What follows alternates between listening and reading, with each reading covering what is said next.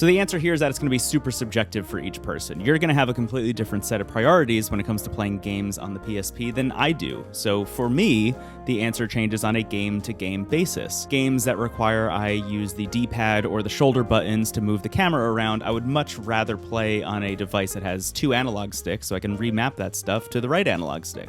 The PSP, notably, didn't have a second analog stick, and that ended up being what I think most people, love it or hate it, agreed was the major shortcoming of the PSP initially. To get it out of the way at the top, I'll tell you what I'm doing and what I've landed on, and then you can follow me down the rabbit hole of my weeks of testing a bunch of different devices, and even if you don't agree with what I'm doing, you'll at least have a better understanding of what you'll want to do when you start playing PSP games. So for most games, especially the ones that don't involve controlling the camera in some like arcane way, the PSP GO is my device of choice. I think it's one of the coolest things ever made by people, and I'm totally obsessed with it for reasons I'll talk about later. And for most other games that I'm not playing on the PSP GO, I'm playing them on the Ein Odin 2 Mini. This is my other device of choice, so if you came here just looking for an answer, that's mine. And for everybody else, there's so much more to talk about, so come along with me. And let's get this out of the way at the top also, because every time I log on to YouTube, I see some variation of the same video, and I'm sure you do too, which is like, is the PSP worth it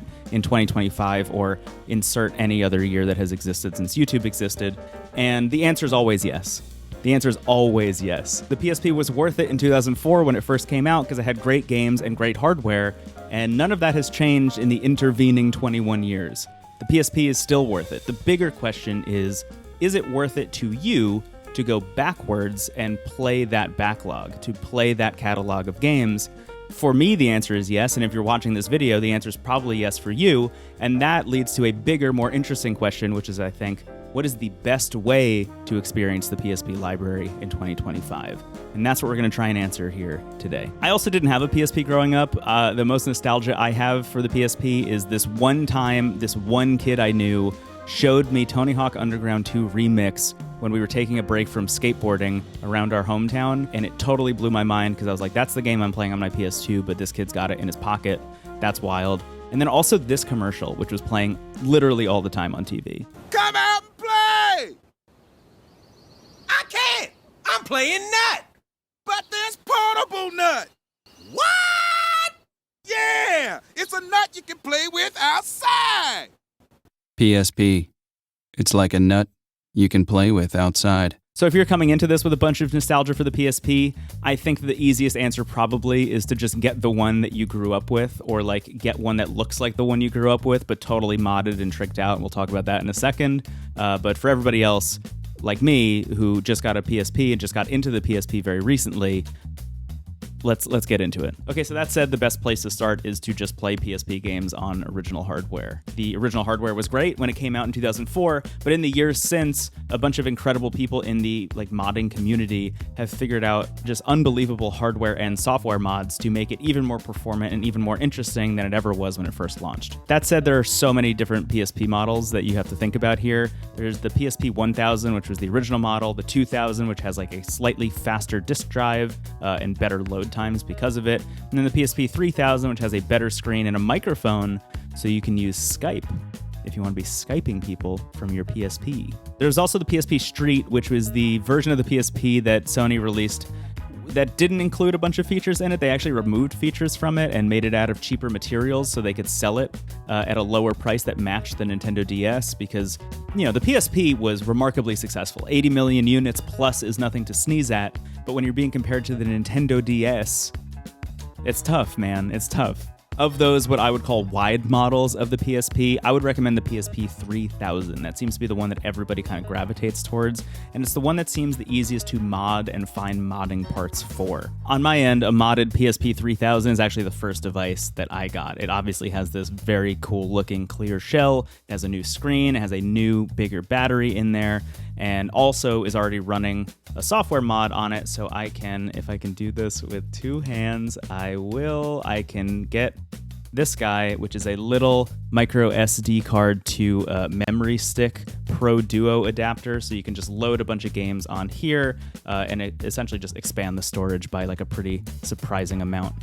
So you can have most of the PSP library just on this one device. All of this I just got from Etsy. Just somebody pre-modded this and sent it to me. And let me tell you something, really great. If you're looking for a wide version of the PSP, like a landscape version, this is what I would recommend doing. And that said, you don't need to buy one pre-modded. What you can do is just go on eBay, find one that's like kind of busted up and buy the parts and mod it yourself. It's really not as hard as you would think. It just requires like following a lot of YouTube guides, but I will say that I have opened this thing up and done some stuff to it. Nothing really substantial, just mainly to see like how it works. And it wasn't that bad. So something worth considering if you feel like you're a kind of handy person or you just want to give yourself like a weekend project. On the other end of the original hardware beat, you could also just jump into the PSP Go, which, let me tell you something. I talked in my last video a bit about the Nintendo DSi, the black Nintendo DSi being one of, I think, the most gorgeous handhelds ever made. I have always thought that the PSP Go was also one of the most gorgeous handhelds ever made, one of the most interesting as well. It famously removed the UMD slot, so you couldn't play games. Physically, you needed to download them all digitally, but also it does this. And if that's not one of the coolest things of all time, then I don't know what is. I had honestly just been looking on eBay for like 6 months for a good deal on a PSP Go, and I found this one that came with this like kind of, like aluminum-ish shell on it. So if I take this off, actually I will take this off. I'll do this for you, dear viewer. It's like almost in perfect condition, which is pretty sick. It does have a bunch of dust on it, but like it's looking real good because the person who owned it just put it in that case and never took it off the whole time they owned it. I will say the battery life on this is not great. It's like 900 milliamp hours, which equates to like 2.5 hours, depending on what kind of game you're playing. I have had experiences where I am playing this on the subway and it has died before I got home. So I would play it the whole way to work and then the whole way back. And on the way back, it would be like, yeah, I think I'm giving up. It's kind of hard to beat the sleekness of this device. Like just opening it up like this and being able to jump into a game, I think is an amazing feeling. I think there are a few devices, at least that I've ever used, and I use a lot of handheld devices that feel as cool to use as the PSP Go. And I gotta say, like, that's not nothing. I think you want to buy a device that you feel like you'll want to pick up and mess around with. Do I have my camera here? One thing I don't think I've ever talked about on this channel is the fact that I do a lot of street photography outside of this and my 9 to 5 and everything else. And literally every single day when I leave for work, I take the Fujifilm X Pro 3 with me because I just think it is the coolest camera in the world, or at least it's the coolest one to me, and it's one that makes me want to go out and take photos with it. I've owned other cameras that don't make me feel that way, even though they are better cameras, and I kind of feel that way about the PSP Go.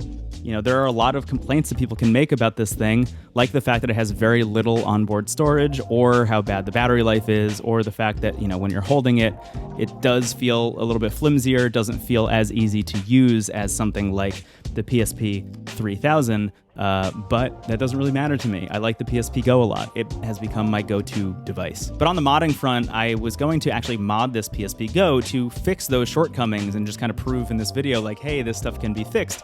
One of which involves getting an M2, which is the proprietary card that you need to use for this thing, which is so expensive now. An M2 to SD card adapter that you could just open this up and just kind of like tape it down on the inside and then close the shell back up. It involves like some kind of weird stuff where you have to like cut some of the plastic on the inside. So a lot of people don't love that mod, but it is doable. And there's another mod that allows you to put a bigger battery in here, one that's almost like twice as big. And then also it comes with a 3D printed back shell, which I should mention, I bought all of that stuff. Here it is. And I was gonna install it when a modder named Slystrel reached out to me on Discord and said, hey, don't do that. It's actually kind of dangerous to be messing with like cheap batteries you're buying off of eBay. And also, and I don't think the camera will want to pick this up, but just trust me on this. You need to like file down some of the plastic on the connecting port to even get it to fit in the first place, which I opened the PSP Go up and I just tested for myself to see if that was true, and it was. It didn't fit the way it was supposed to when I tried to do it the way everyone on the internet told me was so easy. So Slystrel was like, hey, don't mess with that. That's not a very good idea. Let me send you something instead. what they sent me was this, and this looks a lot like a normal PSP Go, but they called the cookies and cream PSP Go because when you open it up, bingo, it's got a white interior, even though it has a piano black exterior, which is very cool. But the biggest thing, outside of the fact that they've already installed that 128 gigabyte SD card on the inside, is this. It is absolutely huge. So just to reiterate, the PSP Go has a 900 milliamp hour battery just about. This has an 8,000 milliamp hour battery. So we've gone from about 2 hours of battery life to about 56, depending on what kind of game you're playing, which is absolutely unreal. Just showing off the relative thickness of these two things, you can obviously see that there's a huge difference here. And what you are losing in portability, you are actually making up for not only in battery life, but also ergonomics. It's a lot more comfortable to be using this device to play games on the PSP Go than it is to be playing games on the original PSP Go. There's this 3D printed back shell that has a pretty grippy texture by somebody named HipCat that Slystroll worked with. And honestly, it is like the ultimate PSP Go in a lot of ways. A battery this huge with, that big of an SD card inside and just a better ergonomic experience makes it kind of like the best of all worlds. That is, if you are willing to give up on portability. I should also mention, Slystroll doesn't usually sell these things, but did give me a link to the Discord that they hang out in for people who are interested in reaching out about it. It's a cool device, and in my opinion, just goes to show how far you can take the modding scene on the PSP Go and the PSP in general. You can really take any device and any shortcoming you can think of, you can kind of turn it around. Even things like the PSP Go having Bluetooth and the PSP 3000 not having Bluetooth, modders have figured out, and you can now buy mods that you can plug in here that will allow you to use Bluetooth headphones with your PSP, which I think rocks. You can also even replace this charging port with a USB-C charging port. There's like pretty much everything under the sun if you want. And actually, Slystroll sent this over to me, which is a little adapter that plugs into the bottom of the PSP Go and allows me to then plug in a USB-C cable instead, which just rocks. Like, it makes it so much more convenient in every single way, and it has made the PSP Go probably my favorite way of playing PSP games so far. I think the big takeaway here is just be safe when you're modding your stuff. You don't want to accidentally brick your device by doing something you're not supposed to do, or like mess around with a battery that you need to file down to fit in there. That doesn't seem like a very safe way of messing with your PSP, but if you feel totally cool with doing that, by all means go for it. I just thought that that was a bad idea for myself because I am inexperienced with that kind of stuff, versus somebody like Slystroll who actually went in and soldered that battery in because they knew what they were doing. One last note on original hardware that I have to bring up, obviously, is the PlayStation Vita. The PlayStation Vita, outside of just playing PlayStation Vita games, also plays PSP games, and because the PSP played PS1 games, it also plays PS1 games. So you can play Vita, PSP, and PS1 games all natively on this, and it has a second analog stick, which is great. So if you hack it, which is easier than it's ever been, because you can just go to a website and say, hack this, and then it does it, you can then remap the right analog stick to, the shoulder buttons or the D-pad, depending on what game you're playing. So, to my point earlier, this is maybe the ultimate way if you want to be playing on original hardware. And let me tell you, I'm a real PS Vita sicko. I always have been, even though I didn't have the PSP. I always felt like I missed out on the PSP. So when the Vita came out, I was like, I got to get that thing. And I have kept it very near and dear to my heart ever since. The other side of the coin that needs to be talked about here, obviously, is emulation. There's an emulator called PPSSPP, which has been around forever, is available on like every single device you could possibly imagine, and is honestly, I think, one of the best and most mature emulators that exists, alongside like Dolphin for the GameCube and the Wii. It's just a really great emulator, and emulators like PPSSPP bring a whole suite of modern features, like the ability to upscale your games, for example. Essentially, the emulator will create what feels like a remastered, upscaled version of the game, which is miraculous. Then there's also stuff like screen filters and overlays, so you can just kind of make it look a little bit more like original hardware, or things like save states and load states. So instead of, needing to go find a save point in a game that you're playing, you can just save the game at any time, load it up at any time. It just makes everything a lot more convenient. The easiest and most obvious place to start here is to just use the phone that you already have in your pocket. You can download PPSSPP on Android, and you've been able to do that forever, but as of last year, iPhone users can now also download that emulator because it's available on the App Store. And hey, it's got a better screen, better battery life, and better resolution when you bump it up than any PSP or native hardware that you could be playing those games on. So in a lot of ways, it is the better experience. And if you pair it with something like the PlayStation branded version of the Backbone 1, you have yourself like a pretty compelling and pretty convenient package to be playing PSP games on. Here's PPSSPP running on my Nothing CMF1, which is a great Android device that Nothing released that is like pretty cheap and runs PSP games very, very well. And again, because I'm using an emulator, I can remap these 2 extra shoulder buttons I have to be like save state and load state, or like pause the game or take a screenshot or something. And similarly, map the right analog stick to whatever I want, and then also L3 and R3 to other hotkeys if I want.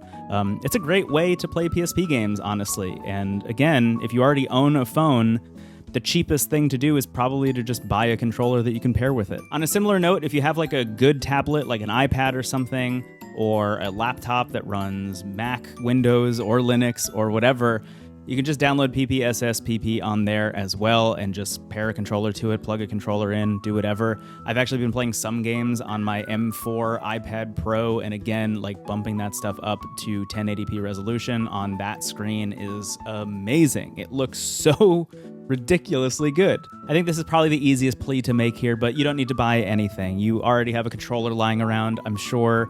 You probably already have a phone. Just pair those 2 things together, and you got a stew going, baby. You're playing PSP. Isn't that amazing? I think where it gets interesting is what you learn about yourself and your style of play based on doing that. Starting with what you have, you will learn a lot about what you like to use and how you like to use it. For me, for example, I have actually learned that I don't love using my phone as my PSP or my all-in-one gaming device. Even though it can do everything, I kind of don't want it to do everything, because even just taking a controller like this with me and putting it in a bag feels less convenient, and at that point I might as well be using something totally different. And that dedicated device could be something like just using the original hardware, but say you want kind of a best of all worlds. Say you want something that feels like using this, but is also emulating those games, so you get all of those modern features, like the ability to use save states, or to upscale the resolution, or remap the controls. Well, then you're standing on the precipice of an entirely different rabbit hole, which is the rabbit hole of emulator handhelds. And I would never wish that on my worst enemy, as somebody who talks about them weekly on a podcast and is just surrounded by them. I have way too many and I've used too many, but I can truncate it and make it very easy for you. There are only a couple emulator handhelds that I'd really recommend if you're somebody who's trying to get into the PSP library right now. Now, the device I'm using is one that I would not recommend to pretty much anybody, which is the Ein Odin 2 Mini. I love this thing. It is my favorite emulator handheld that I own by a huge margin, because it looks just like the PSP, but runs everything up through like GameCube and PS2, and people are figuring out how to run like Wii U games on here and stuff. I pretty much exclusively use it for streaming from my PS5 and my Xbox and my PC, and right now playing PSP games on here.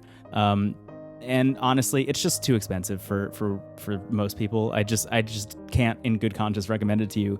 It is a device for sickos, and I'm a sicko in this case. I think that this thing rocks, but it's very expensive. That said, you know, for the same price, you could get something like a Steam Deck and then also be running PPSSPP on your Steam Deck, which is obviously much bigger, but then you're also getting Steam games out of it and the other emulation capabilities of the Steam Deck, which are vast. There are a lot of other options out there at different price points. You don't need to jump to Steam Deck pricing to be able to emulate PSP games, obviously. For example, you could get the original Ein Odin, probably used somewhere on the internet, and this will run PSP games super well. Also has great controls, feels awesome. It's a great device. And then there's the entire world of Retroid. I don't have one on me anymore, but the Retroid Pocket 5 is their most recent device, and it has a beautiful OLED screen. Feels great in the hands, kind of has a PlayStation Vita PSP vibe to it in some ways, and that thing will run PSP games beautifully, again, at a lower price than the Ein Odin 2 Mini ever would. But you don't even need as much power as the Retroid Pocket 5. I think that's like probably the best bang for your buck device you can get right now, but you know, I have the Retroid Flip, which is kind of a weird thing, but I played a lot of PSP games on this in my day. It also folds up like a clamshell and has all of the modern features I would want from these kinds of emulation handhelds. It's a weird device, but it will play PSP games very well, and you can go even further backwards in the Retroid library. You can get like the Retroid Pocket 4 or the Retroid Pocket 3 Plus, and all of those devices will run PSP games pretty much perfectly, definitely at native resolutions, and in a lot of cases bumped up to at least like 2 or 3x native resolution. So just to run through all these options again, but just to give you like a really specific answer for each category, let's start with original hardware. I would recommend getting the PSP 3000. I know I talked up the PSP GO. I think that's a device that I personally like a lot. But if you're getting original hardware, honestly, I think the PSP is amazing. What it was able to do at the time is still miraculous to me. Even just like choosing to go with a 16:9 screen is pretty wild. But it has like sleep and resume also, which is really cool. So you can just like, while you're playing a game, just turn it off and then press this button again, this little slider, and it'll just turn right back on. The PSP 3000 I think is probably the go-to for most people. It is the cheaper device to get. It is the cheaper device to mod. And for all intents and purposes, it's like the classic, it's like the one that most people should go with. On the emulation side of things, I think starting with the device you already have is definitely the move. Like I said, like you already have a phone in your pocket. You probably have a controller lying around that you can pair to that through Bluetooth. Just try that first. Maybe get something like the Backbone 1 if you're feeling spicy, and you'll probably have a really good time with it and maybe not ever need to think about this ever again. And then if you're really tiptoeing your way into the world of emulation handhelds, I think something in the Retroid realm is probably the move, whether it be a used like 3 Plus or 4, or if you're feeling like, hey, I want the latest and greatest, you could get the Retroid Pocket 5. All of those devices in that Retroid lineup are amazing. And if you're feeling like a sicko like me, you could get the iNode and 2 Mini and have something that looks just like a PlayStation Vita. I think an underrated thing also about using emulation handhelds while I'm thinking about it is that you can also just plug like a USB-C hub into the bottom and then an HDMI cord into that, and suddenly you're playing PSP games on the TV. And I know that might seem weird to do, like pairing a Bluetooth controller and playing those games on the TV, but there are some consoles that look amazing on the TV that were made for handheld. I think the Game Boy Advance is a great example of that. The Game Boy Advance is one of those things where like you take some of that pixel art and you blow it up to a huge 1080p monitor or a 4K monitor, and it still looks remarkable. And I feel that way about PSP graphics. Like the graphics that I would consider to be PSP graphics, something like Ridge Racer, for example, looks so good on a TV, especially when you're upscaling it to things like 1080p or 4K or whatever. And maybe that's a good way of leading into the last true sicko device, one that I saved for the very last, really on purpose, which is the PlayStation TV. And the PlayStation TV is a weird device because the PlayStation Vita famously did not sell very well. It was a huge flop, mainly because Sony couldn't and didn't know how to support it.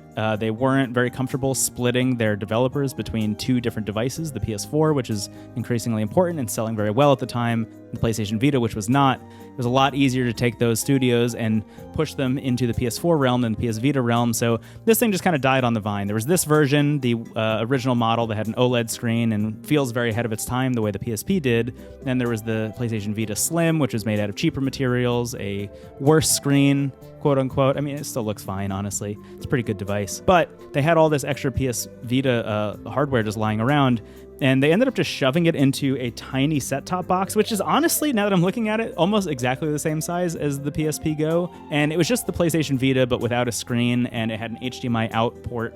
And you could pair a DualShock 4 to it, plug it into your TV, and play PS Vita games on the TV. The thing about the PlayStation TV is that it is just as easy to hack as the PlayStation Vita is. You could just go to a website and then hit hack, and then it hacks it. And that means you could also just throw PSP stuff on there, and you could be running the PSP menu on the PlayStation TV.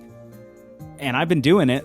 I decided to get it as a test to see if it's a kind of thing I would recommend to people. And look, the PlayStation TV got very cheap at one point. It was like $40 on clearance for a while because Sony was really trying to just move units and like get rid of them, I think. And now on the used market, they're a lot more expensive. I got mine for like $100, $120, which is still, I think, a pretty good deal, but is like, a lot more expensive than $40. I'll say that much.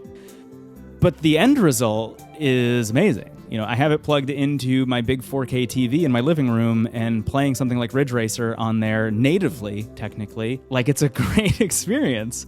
I'm really just so surprised at how well PSP games feel when blown up to that size. They just have their own unique character. I thought it would feel a lot like just playing PS1 games on a big TV, but it's a totally different thing, and I think that's kind of cool to experience. Anyway, all of that said, I'm having a really good time experiencing every version of the PSP, but if you're the kind of person who's like, I just want the one way, I think the one way is probably emulation. It's probably the easiest and best way to kind of like get your feet wet, but also it will scale up with you as you get more and more interested. But if you're a person who has nostalgia for the PSP, or you're doing the kind of, for some reason, retrospective look that I'm doing right now, playing on original hardware is amazing. And honestly, having the PSP Go in particular and loading a bunch of emulators on it and playing things like Game Boy Advance games on here as well. I finished Metroid Fusion on this thing, which was awesome. I think you're gonna have a really good time with that as well. I think the PSP Go in particular is just like such a sick device. I'm just such a huge fan of it. That said, it's not gonna be for everybody. And I think what is for you is gonna be for you to decide. And hopefully, fingers crossed, I've laid out enough options that you are walking away from this feeling like you have a good idea. And if you don't, leave a comment down below, and we'll try to answer you. Other people jump in, help other people. If there's stuff that I missed, if there are like pros and cons to each device that I missed, please let me know. If there's like an entire device category in particular that I missed, also let me know. I feel like I covered all of them, but maybe I didn't. Actually, because I'm looking at my PS5 right now, it is worth mentioning that Sony is starting to put some stuff from the PSP on the PSN library. So you can also play PSP games natively on your PS5 or your PS4 or what have you, which is kind of wild. But it's not every game. So I guess that's something to keep in mind. I think I'm done here. I think that's it. I think I've covered everything that I could possibly cover. Yeah, for me, the answer is PSP Go and the Odin 2 Mini. I think that those two devices really just kind of encapsulate everything I need personally. But what is your answer? What do you like using? Do you use the PSP 1000 for some reason? Are you one of those people who's using that thing? Have you modded your PSP 3000 into something that it never should have been, like a George Foreman grill? Does it also make great steaks? I do want to know, so let me know in the comments. If you are new here, consider subscribing. If you are old here, thank you for already subscribing. I really do appreciate you listening, tuning in, watching, sharing with friends, leaving comments, all of that stuff. It really does mean so much to me. I crossed 5,000 subscribers recently, which I was really surprised by. I thought that was going to happen much later than it did. And if you would like to hear me talk a little bit about that, I made a little video that's unlisted that you can watch where you can see some more of that stuff. And also, I'm just going to leave so many links in the description below to where Slystroll mentioned.